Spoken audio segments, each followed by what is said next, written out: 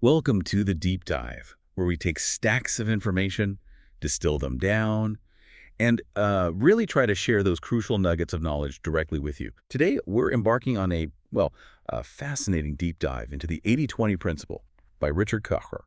This is a book that's truly resonated globally. I mean, over 700,000 copies sold, translated into 24 languages. It's huge. It really is. So our mission for you today is to unpack this core idea, which sounds simple but isn't necessarily. We want to explore its surprising origins and see how it applies, not just in business, but across your entire life. Prepare for some, hopefully, genuine aha moments, because the insights here, they can be truly transformative. And here's a fun fact to kick things off. Vilfredo Pareto, the guy who first spotted this pattern, he never actually used the phrase 80-20 himself. That's right. It's a concept that, like you said, seems straightforward enough on the surface, but its implications, as we'll get into, are really far-reaching and often quite counterintuitive. It challenges a lot of what we think we know about effort and reward. Okay, so let's unpack that. At its heart, what exactly is the 80-20 principle asserting? What's the core idea we're talking about? Well, the principle basically asserts that a minority of causes, inputs, or effort usually lead to a majority of the results, outputs, or rewards. Think of it this way. Maybe 80% of what you achieve in your job actually stems from just 20% of the time you spend working on it. Wow. So if we follow that logic, does that mean like 4/5, a huge chunk of our effort, could largely be inefficient?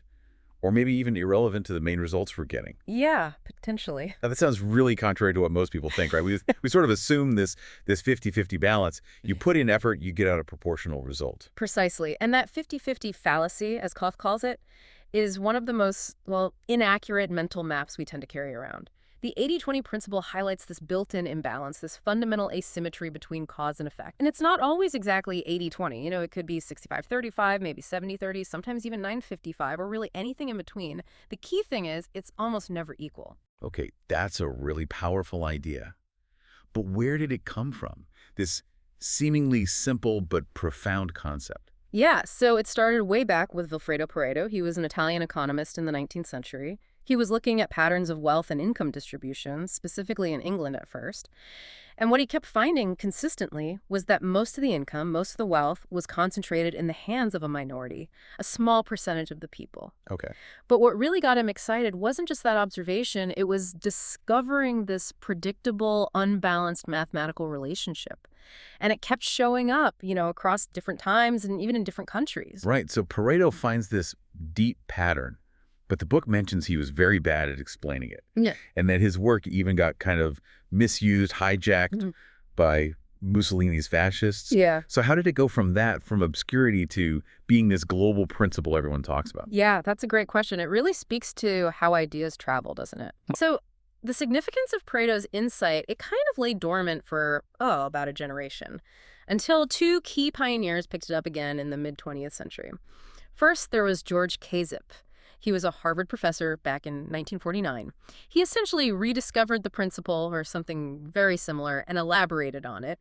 He called it the principle of least effort. Least effort, okay. Yeah. He showed how resources, like people or information, tend to arrange themselves to minimize work. He had this famous example analyzing Philadelphia marriage licenses. Okay. He found that 70% of the marriages happened between people who lived within 30% of the geographical distance, sort of a proximity effect driven by least effort. Huh.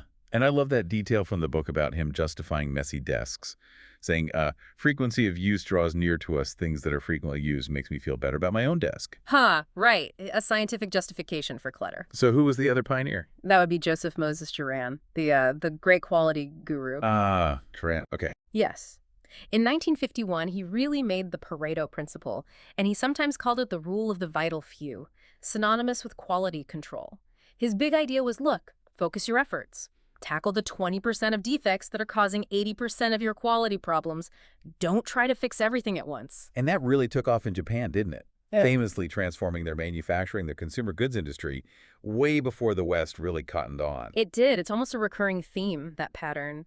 An idea takes root somewhere unexpected first. Yeah. And the principle just kept proving itself. Think about IBM in 1963. Huge company, right? They discovered that 80% of a computer's processing time was spent executing just 20% of its operating code. Wow. So what did they do? They rewrote that crucial 20% of the software, made the machines way more efficient. And that insight, that way of thinking, was then picked up with even more gusto, as the book says, by the early PC developers, Apple, Lotus, Microsoft. It was kind of foundational to the whole software revolution. And this links to what the book calls the winner-take-all phenomenon, right? Where you see this tiny minority at the very top getting disproportionate rewards, like Spielberg earning $165 million in '94, or that stat about the top 1% getting like 64% of income increases in the '80s. Exactly. It just shows the principle keeps popping up, reasserting itself in all these different fields: economics, technology, entertainment. So let's shift to the business world specifically. Koch argues that corporate success needn't be a mystery if we just apply this principle. So what are some of those key business uses? How does it work in practice? Well, the principle encourages businesses to take what the book calls an underview. Basically, look beneath the surface, beyond the standard reports. Because very often, you'll find that 80% of your profits, maybe your cash flow too, are generated by just 20% of your activities. Or maybe 20% of your customers or 20% of your products. Okay, that makes sense conceptually. Do you have a concrete example, something Yeah. that really illustrates that for people? Absolutely. The book gives this great case study, Electronic Instruments, Inc. Now, picture this. They found 3 specific product groups that made up only 3% of their total sales. Tiny. Tiny. But those 3 groups accounted for 10% of their profits. And when they dug a bit deeper, combining key groups, they found that 20% of their sales volume was actually driving 53% of their total profits. Wow. Half the profit from a fifth of the sales. Exactly. And another one, a strategy consulting firm. They found that 26% of their business, the part coming from their established old clients, was generating a massive 84% of their profits. Staggering. It really highlights how much hidden inefficiency there must be in most companies, just lurking beneath the surface. It really does. And these analyses, they show that, frankly, enormous waste that often exists, completely hidden by traditional accounting systems that just average everything out. So the key is segmentation. You need to segment your business, not just by product or customer in the usual way, but by what Koch calls competitive segments. These are areas where you face distinct competitors or different market dynamics. That helps you pinpoint where the real value creation is happening and where you might be losing money. And this ties into that idea of simple is beautiful, Yeah. right? The book really hammers home that complexity has these huge hidden costs, even though managers might kind of love complexity because it creates interesting work. Right. It can justify jobs and department. But ultimately, it destroys value. Exactly. And there's a useful little cousin to the 80-20 principle here called the 505 principle. It suggests that typically 50% of a company's customers or products or suppliers will add less than 5% to the bottom line revenues and profits. So identifying and potentially getting rid of those low volume, often negative value items can be incredibly powerful, like Corning, the glass company. They cut more than half their products. It dramatically reduced their complexity and massively boosted profitability. They found one specific product cost, like 500,000% more than another, once all the hidden engineering effort was factored in. Just imagine. 500,000%. That's unbelievable. And this applies to sales and marketing too, I gather, not just products. Oh, absolutely. Instead of that old mass industrialization, spray and pray approach, the principle says focus your energy, delight, keep and grow your business with that vital 20% of customers who are already giving you 80% of your sales or profits. Offer them outrageous service, as the book puts it. Make sure your sales team isn't wasting time on low potential clients. Focus on the core. Precisely. And even in decision making, there's a practical rule. The 80-20-100-100 rule. Okay, break that down.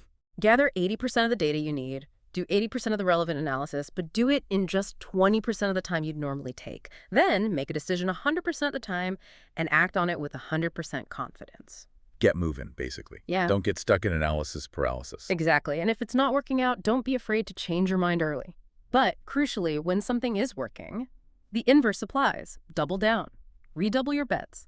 Put more resources behind your winners.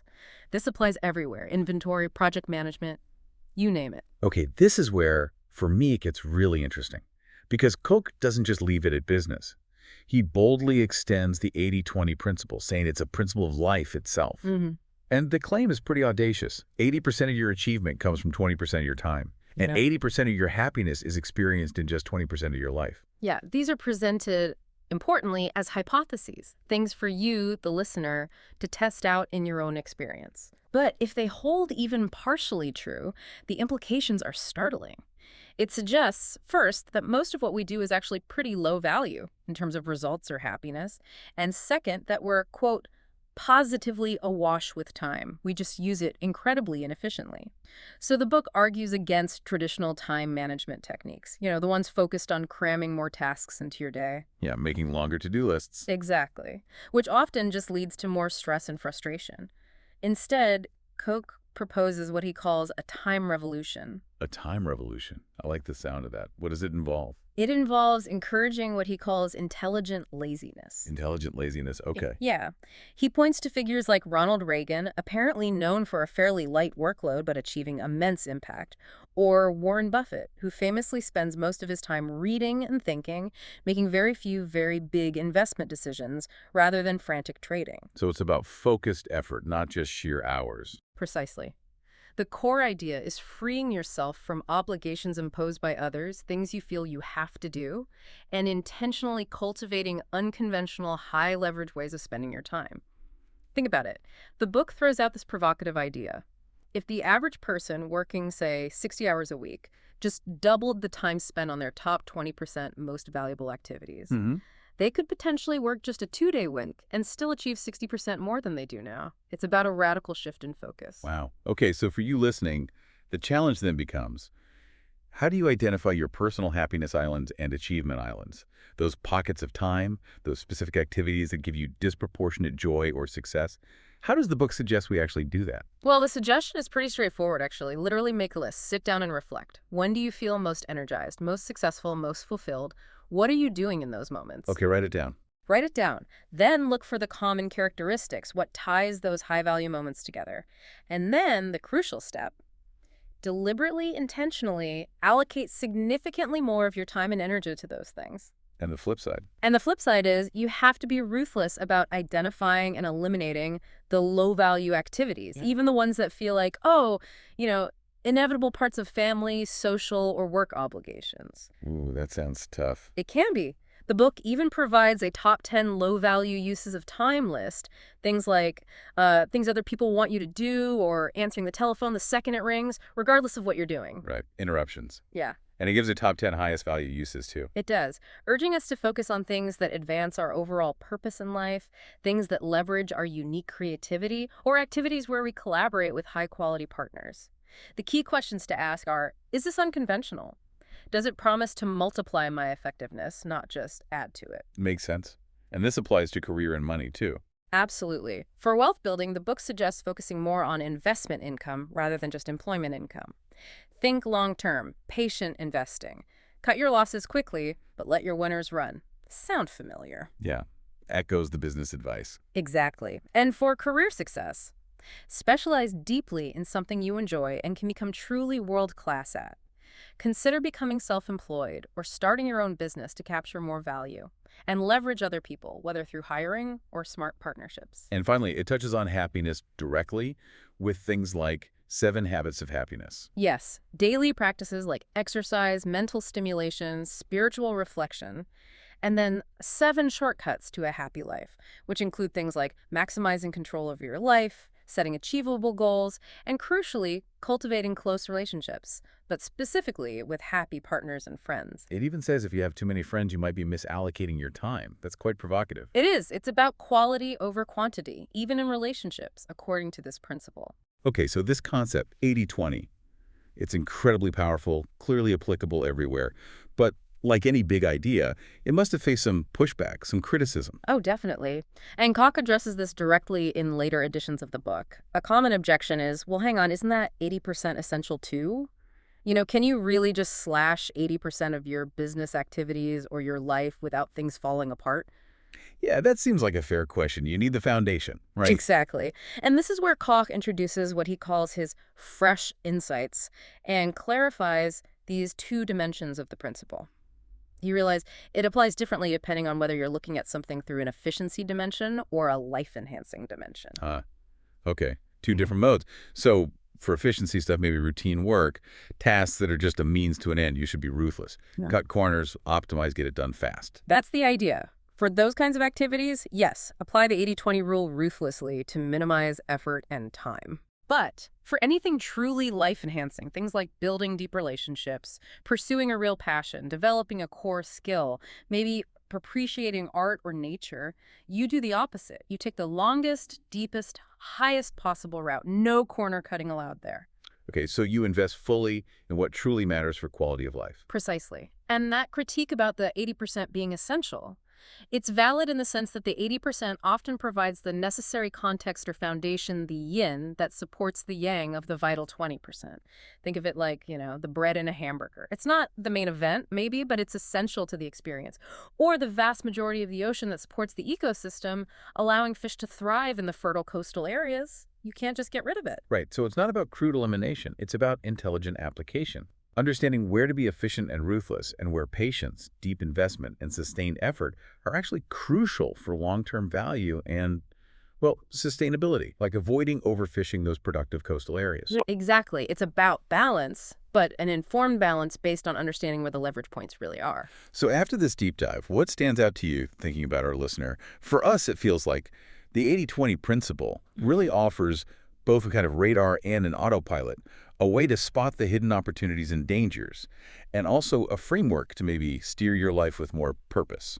I like that analogy, radar and autopilot. It really reinforces that idea, the quote about God playing dice, but with loaded dice.